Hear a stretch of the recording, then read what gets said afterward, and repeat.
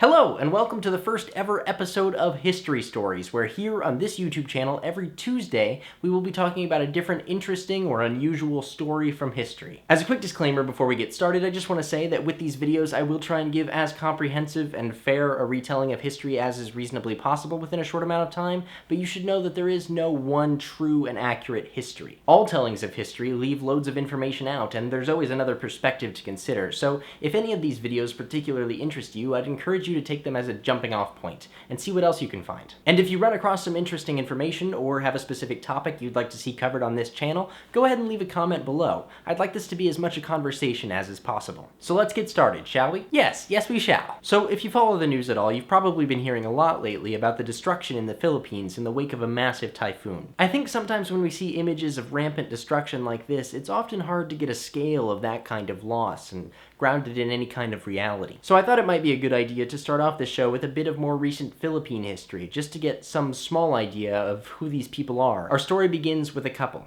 Benigno and Corazon Aquino. Benigno, also known as Ninoy, was a prominent Filipino Liberal Party senator in 1967, who made a name for himself by being vehemently opposed to the president at the time, Ferdinand Marcos. Ninoy Aquino accused Marcos of everything from corruption to extravagant waste and creating a quote-unquote garrison state. Over the next few years, Ninoy became one of the clear leaders of Marcos's opposition when, in 1971, at a Liberal Party rally, 2 grenades exploded on stage, killing 8 and wounding 120 people. Many believed that Marcos's Nacionalista party was behind the carnage, but Marcos himself blamed communist rebels and used the incident as a justification for suspending habeas corpus. And in 1972, when his 2 limited terms of office were coming to an end, he declared martial law and arrested many of his political opponents, including Ninoy. Ninoy would remain in prison for the next 8 years, and during this time, his wife, Corazon Aquino, became his public spokesperson, relaying his message and giving speeches on his behalf. When, in 1980, Ninoy suffered 2 heart attacks, and Marcos was convinced by international pressure to allow Ninoy to go to the United States for surgery. There, the Aquinos lived in exile until 1983, when Ninoy decided to return to the Philippines, despite warnings that he would be imprisoned or killed.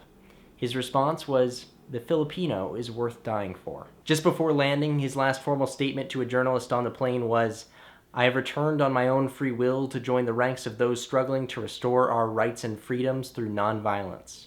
I seek no confrontation." Upon exiting the plane, he was shot in the back of the head.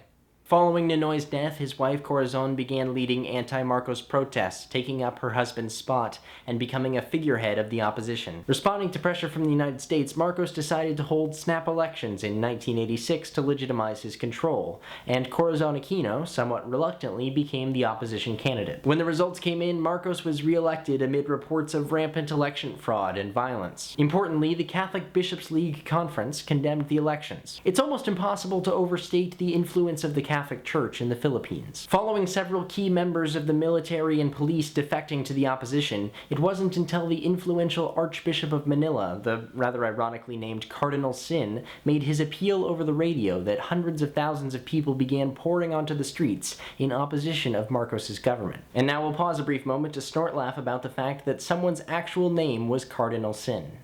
Jokes for Catholics. Following a multi-day standoff with a number of little skirmishes between the loyalist parts of the military and the opposition, Marcos decided at the last moment not to attack the opposition. A few days later, Marcos fled to Hawaii and Corazon Aquino assumed the presidency. The events are known as the People Power Revolution, about which Corazon later remarked, "Ours must have been the cheapest revolution ever." It's often the case that effective revolutionaries don't make particularly good presidents, but Corazon Aquino had a very effective presidency as well, establishing democratic rule, creating a new constitution, and staving off several attempts at coups. She remained active in politics after her presidency until her death in 2008. Corazon and Ninoy Aquino remain incredibly important to the national identity of the Philippines, and the People Power Revolution remains one of the best examples history has of the effectiveness of nonviolent protest. I hope you enjoyed their story, and I also hope that if you have the money, you'll consider donating to Philippine disaster relief. I'll see you next week for another story from history, and next time I promise it'll be further in the past.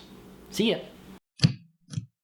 You may have noticed this giant swanky map behind me. Look, I found Brazil. Well, that's the ocean. The plane got a few seconds ahead of me. The left wheel comes down, the right wheel comes down, the plane bounces a little bit.